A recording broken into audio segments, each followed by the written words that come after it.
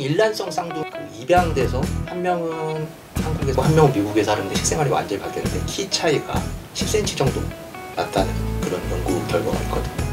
그런 거 맞습니다. 이게 이제 효성 유전학이죠. 환경에 따라서 결과가 좀 달라지는 거. 예, 안녕하십니까. 지난번에 원장님께서 이렇게 뭔가 어떤 규제를 좀 풀고 그래서 좀 느슨해지면서 뭔가 잘 이렇게 펼쳐지게 하는 그렇죠. 그런 것이 E에서 M으로 가는 과정과 뭔가 흡사하다라고 하셨던 설명이 저는 굉장히 맞는 것 같다는 생각이 들더라고요. 예, 초기에 뭐 벤처기업 늘릴 때 처음에는 규제도 없애고 세금 혜택도 주고 세무조사도 안 하고 막 이렇게 해서 그게 면역을 억제하는 거하고 비슷한 거죠. 일단 숫자 빨리 늘릴 때는. 처음에는 이제 암세포가 이렇게 뭉쳐 있는데 이 주변에 혈관들이 오고 신생혈관이 생겼죠. 그 다음에 이제 여기가 이렇게 느슨해지면서 싹 빠져나가는 지금 이렇게 규제가 좀 느슨해진 상황인데 이때가 지금 머젠큐멀 셀로 좀 변환한 상태라고 생각하시면 될 것 같아요. 그리고 이때는 굉장히 얘네들이 뾰족하기 때문에 침범을 잘한다라는 것, 그리고 운동성이 굉장히 좋다라는 것, 그 두 가지가 또 다른 아까 얘기하신 뭐 면역이 억제되어 있다라던가 이런 것과 더불어서 또 다른 특징이 되겠는데, 그 다음에 얘네들은 이렇게 침범을 잘하기 때문에 혈관으로 침투도 되게 잘해요. 그래서 혈관을 타거든요. 혈관을 탄 상태에서는 얘네들은 이렇게 어떻게 생각하면은 한동안 좀 어딘가에 가서 정착하기 전까지는 시간이 걸릴 때가 많아요. 그래서 전이가 생겼다라고 할 때까지 어떤 분들은 막 길게는 10년이 걸리는 경우도 있잖아요. 요 경우가 이제 나중에는 뭐 물론 여기 보시면은 뼈에도 가고 뇌에도 가고 폐에도 가고 전이가 일어나는데, 그 과정을 다시 또 다르게 표현해 보면은 이렇게도 보실 수 있어요.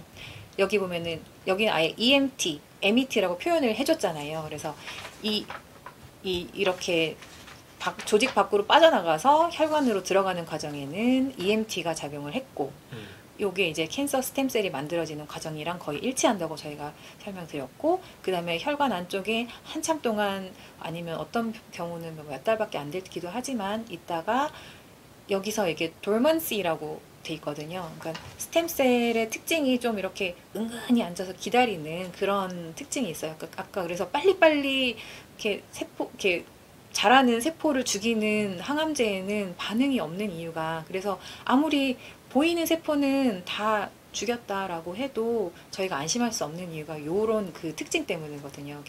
줄기세포의 특징 때문이고, 이것이 다시 이렇게 혈관 밖으로 탈출하고 나면은 이 MET를 거쳐서 다시 군집을 만들고 여기서 다시 이렇게 원격 전이가 일어나서 또 다른 곳에 아까 얘기한 뭐 뼈라던가 이런 곳에 전이암으로 발달을 하는 경우도 있는 거죠. 그래서 이 캔서 스템셀과 EMT, MET 과정이 일치한다라는 거를 한 번 더 말씀드리고 싶고, 요즘에는 그래서 이 연구를 굉장히 많이 하고 있는데요. 근데 이 EMT, MET 이 과정이 지난번에 호성유전학적인 그 형질적인 특징을 가진다라고 얘기를 했었는데, 그 얘기를 좀 마무리를 할까 싶어요. 그러니까 건강한 세포, 이미 성체가 된 세포는 딱딱딱딱하고 좀 이렇게 옆에 세포하고 쫀쫀하게 돼서 다른 데로 새나가지도 잘 않고 또 다른 데로 나가면 생존할 수 없게 되어 있어요. 뭐 생김새도 이렇게 그 조약돌 모양으로 입방형으로 생겨가지고 이렇게 막 혈관을 뚫고 들어가기도 어려운데, 그게 이 상태, 에피더리알 상피세포 상태인데, 메센키말은 스핀들 모양이라고 그래요. 우리 이렇게 어렸을 때 연 날릴 때 요 가운데는 둥그렇고 끝은 양뾰족한 이렇게 물레 이렇게 하듯이 이렇게 왔다 가는 물레 이렇게 가운데는 통통하고 끝이 이렇게 생긴, 그렇게 해갖고 그렇게 뾰족하게 돼서 혈관을 뚫고 나간단 말이에요. 뚫고 나가는 형태학적인 특징도 있을 뿐만 아니라, 보통 세포는 이렇게 혈관으로 떠돌아다니면은 간을 떠나면 죽게 돼 있는데 안 죽어요. 이 특징을 우리가 뭘로 이해해 볼까 해요. 그래서 저는 이제 심신의학적으로 각자 자신의 고유한 특징을 살린 자신의 소명이 있는데 그 소명에 만족하기보다는 막 여기저기 저게 부러워 보이고 저게 부러워 보이고 여기저기 오지랖 넓게 막 간섭하거나 또는 자신의 고유함에 대한 당당함, 존재감을 못 느끼고 막 떠돌아다니는 느낌으로 좀 느껴져요. 그래서 그런 에너지가 오랫동안 1년, 2년, 10년, 20년 되면 세포도 그 파장에 공명해서 이렇게 될 수도 있겠구나. 그래서 이제 저희가 암 치유할 때 심신통합적인 치유를 할 때 사회적 기준 말고 나의 고유함에 대한 당당함, 자신감, 존재감을 갖는 것이 이 상태에서 M으로 가는 것을 막는 에너지 파장인 것 같다. 뭐 이렇게 제가 얘기를 하기도 합니다. 뭐 그렇게 한번 이해해 보시면 원래는 그냥 그 자리에 있으면서 딱 하고 그 자리를 떠나서 남에게 간섭하고 이리저리 떠돌아다닐 필요가 없어야 되는데 이렇다는 거죠. 그런 얘기까지 한번 곁들여 봅니다. 이제 암이 그 원발암이 발생하기까지는 물론 이제 안젤리나 졸리가 뭐 브라카 유전자의 변이가 있어가지고 이거 브라카 유전자는 종양 억제 유전자거든요. 근데 이 종양 억제가 안 된다는 거죠. 그래서 그 생길 수 있는 여지를 없앴잖아요. 근데 그렇게 해서 생기는 뭔가 물려받은 선천적인 변이에 의해서 암이 생기는 것은 실제로는 한 5% 정도밖에 안 된다고 어떤 존스 홉킨스 대학의 그 연구진들이 밝힌 적이 있어요. 그 외에 다른 뭐 도리어 우연하게 생기는 가능성이 많다, 더 많다 이렇게 말을 했을 정도로. 근데 저희는 우연하다라고 생각하기보다는 어떤 다른 뭐 생활 습관이나 환경적인 어떤 것들이 다른 물려받은 것은 아니지만 후천적으로 변이가 생기도록 만들었을 것이다라고 짐작을 하고 있죠. 그래서 눈에 안 보이고 수치화하기 힘드니까 그냥 우연이라고 했지 사실은 반드시 원인과 결과 사이에 있다. 예, 그렇게 보는 거죠. 예를 들어서 이제 흡연을 하면 암이 이제 폐암이 발생할 확률이 높아지는데 그것을 이제 흡연을 시작한 시점과 그다음에 암이 발생한 시점을 이렇게 얼마나 걸렸나를 통계를 낸 자료가 있는데 그 자료를 보면은 한 최소한 30년이 걸린다고 해요. 그러니까 그 30년 동안 그 어떤 유전자적인 변이가 물려받은 것은 아닌데 생긴 거죠. 근데 그것이 한 개가 먼저 생기고 그 다음에 또 5년 후에 한 개가 더 생기고 10년 후에 한 개가 더 생기고 또 5년 후에 한 개가 더 생기고 이러면서 수십 년에 걸쳐서 4개 혹은 5개의 변이가 일어나야 비로소 종양이 원발암이 되는 상태가 되는 거예요. 그래서 처음에 뭐 2개나 3개 정도의 유전자 변이가 일어났을 때는 뭔가 종양이긴 하지만 양성 종양인 상태라고 이해를 하시면 될 것 같고요. 거기서 양성 종양을 그래서 안심할 수가 없는 게 조금 더 잘못을 하시면 다른 변이가 일어나면서 악성 종양으로 될 수도 있다라고 이제 그렇게 그것도 어떤 의미에서는 스펙트럼 진행하고 있는 과정에 있다라고 생각을 하시면은 좀 이해가 되실까 싶어요. 그래서 이 어떤 원발 종양이 형성하기 위해서는 이제 정상적인 상피세포에서 어떤 APC라는 어떤 역할을 하는 유전자가 뭐 미스센스 뮤테이션이나 이렇게 그러니까 어떤 작용을 못하는 그 변이 같은 게 일어나가지고 그 다음에 하이퍼플레이스틱이라고 하니까 뭔가 막 뚱뚱해진 걸까요? 플라스틱이라는 게 이렇게 성형성이잖아요. 네. 그게 지나쳐졌다는 거죠. 그러니까 뭔가 네. 변형이 생기기 시작한 상피세포로 바뀌고 그 다음에 요거는 사실 뭐 어떻게 생각하면은 그 후성유전적인 변화도 좀 있는 거죠. 하이포메실레이션 이런 것도 약간은 게재하지만 여기 케이라스 뭐 이런 P53 이런 케이라스는 우리가 뭐 온코젠 종양 형성 유전자니까 악셀이 밟혀진 거고 여기는 이제 로스 오브 P53 요거는 이제 종양 억제 유전자 요것은 브레이크잖아요. 근데 브레이크가 안 밟히니까 그래서 그런 여러 가지 변이들이 채성 변이라고 해요. 그러니까 우리가 선천적으로 받은 유전적 변이가 아니라 채성 변이들이 여러 개가 쌓인 다음에 결국에 이제 처음으로 원발암이 악성 종양이 되는 거거든요. 그래서 여러 개가 거쳤는데 그 다음에 맨 마지막에 침입을 하고 전이가 일어난다. 근데 이 과정에는 도대체 무슨 일이 일어날까? 여기까지는 유전적인 그러니까 물론 이제 생활 습관이나 이런 것으로 인한 채성 유전이기는 하지만 변이가 일어났어요. 유전자의 이제 지놈 자체에 변이가 일어났는데 이것도 그런가? 라고 질문을 하는 거죠. 그러니까 전이가 되는 상황에도 그 원발암과 전이암 사이에도 어떤 유전적인 변이가 일어나는가를 과학자들이 들여다본 거예요. 결과적으로는 말씀드리면은 안 일어나요.